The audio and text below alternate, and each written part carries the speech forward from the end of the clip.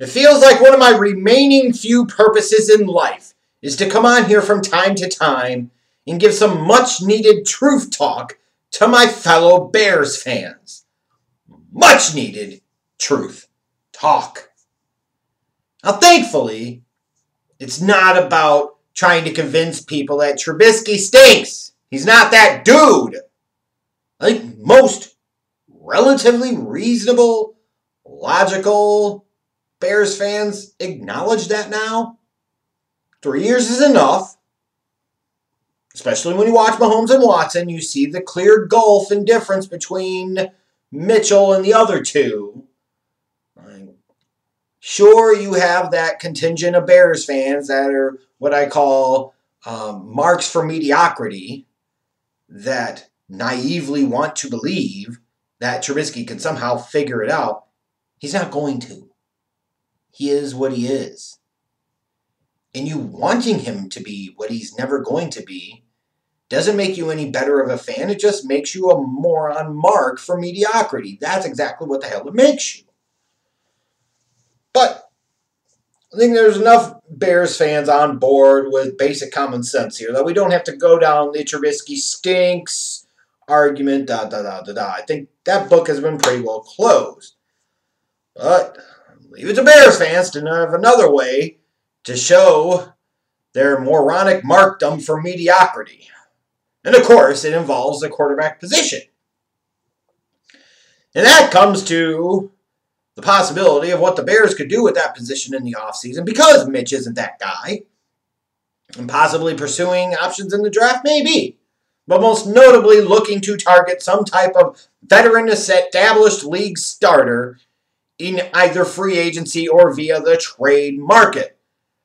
Which brings us to two names that have been notably linked to the Bears already. Derek Carr and Andy Dalton.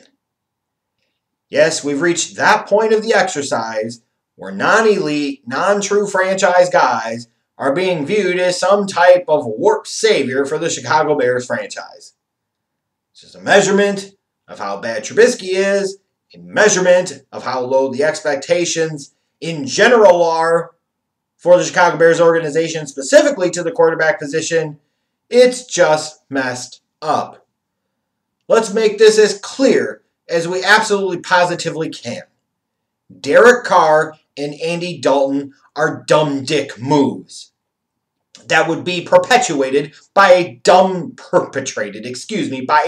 dick organization. Oh, it's the Chicago Bears. Imagine that! Most championship contending teams actually draft their quarterback, develop their quarterback, build around said quarterback that they drafted and developed. So, of course, the rare time that the Chicago Bears actually decide to pursue drafting a quarterback, they always get it wrong. Always. See Trubisky. See Sexy Rexy. See Cade McSlapnuts. So as a result, because the organization is typically run by idiots, all a reflection of the ownership and certainly manifesting in team president Ted Phillips. Since they can't get it right in the draft because they don't know what the hell they're doing, they try to compensate in another way, and that is the trade market. And excuse me, when the hell has that worked out for this Bears organization?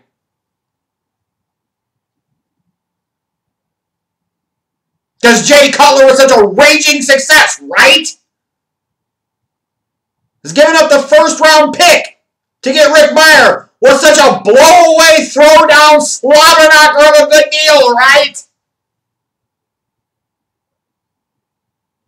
Never mind the signing of guys in free agency like the Chris Chandlers of the world, and the Cordell Stewarts of the world, and the Henry Burses of the world. Going back even further, the Eric Kramers of the world. Because this team is run by incompetent nincompoops who don't know how to draft, and in particular, evaluate and draft properly at the quarterback position, the most important position in North American professional sports. This dumb dick organization tries to find other ways to address it that ultimately also go really, really badly. And here is yet another chance for them to do the same thing.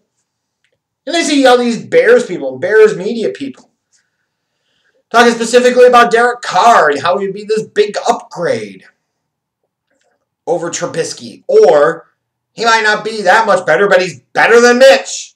And they just need better than Mitch, and they can be a contending team. 1, pump the brakes. 2, stop accepting the mediocrity! Stop it!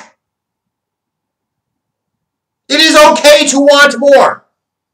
It is perfectly justifiable to expect more. And you are well within your rights after the mediocrity of the midway that has wasted so much of your time as fans for the past 3+ freaking decades to demand more. Like, how far has the bar been lowered? That you're thinking Derek Carr is the answer. Or even worse yet, Andy Dalton is the answer. It's the logic I brought up over a decade ago to some Bears fans who were all pumped about the Jay Cutler deal. I said, not only did they give up a ton of draft pick capital, but if Jay Cutler was so great, why would the team that just took him in the first round 3 years ago want to get rid of him? That should speak volumes. That should tell you all you need to know. And when it comes to the Raiders and Derek Carr, with all the draft pick capital that they have, you would think that for a team like that is in rebuild and potentially on the come-up, that if they had it right at the quarterback position, they wouldn't want to dig around and mess that up. Because you never know when you might get the next guy that actually plays up to a certain standard. You don't know when you're going to be able to get that position right again. There's no guarantee of anything. So if you have that dude, why would you trade him? Which is exactly the lens that Bears fans should be looking at this from when talking about a potential Derek Carr trade. Not only would it be potentially stupid from a draft pick currency standpoint, the Raiders wouldn't just drop their trousers and give Derek Carr to the Chicago Bears. You're probably looking at having to give up a second-round pick, maybe the one that you got from the Raiders as part of the Khalil Mack trade. You have to give them back, plus potentially a future second or even, God forbid, first-round pick for a 29-year-old quarterback. Sure, 3-time Pro Bowler. That was before Mahomes and Watson got into that conference.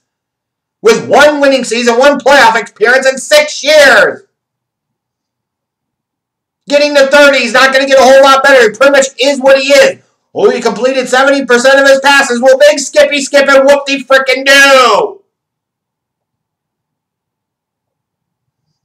Your whole argument about, well, he's better than Trubisky, that's not saying much. Stop using that as a standard. It's like saying diarrhea is better than vomiting.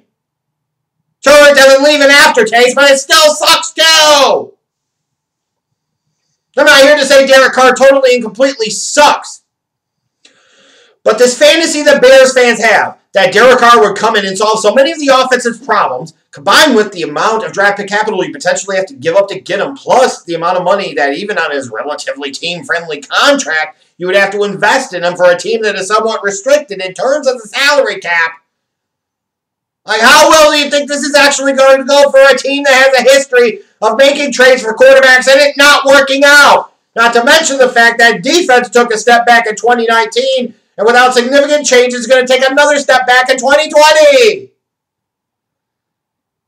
Sure, maybe Carr is better than Trubisky, but not by that much. And not enough to make a difference and not enough to help a team win a championship. Enough with the accepting of mediocrity and the whole Andy Dalton crap. Good Lord Almighty. The epitome of we could go to the fan base and pretend like we cared. We brought in somebody that's been a starter for 9 seasons. But all the while, when Mitch beats him out in training camp, even though it won't really be a competitive battle because you never really truly give Dalton a chance any damn ways, you can pretend like you gave a crap. You can pretend like you made a chance at a change and you didn't have to do it. All that is just window dressing and hot garbage. Like Andy Dalton. Andy Dalton! Again, if he was so good, Cincinnati wouldn't have the #1 overall pick in the 2020 draft. If Derek Carr was so good, the Raiders wouldn't be looking to trade him potentially in the peak of his career. Like, just think logically here for a damn second.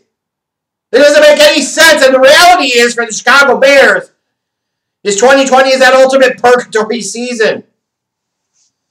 Going on bringing some veteran doesn't fix the position long term. They don't have the draft pick capital to address the quarterback position this year in a meaningful way.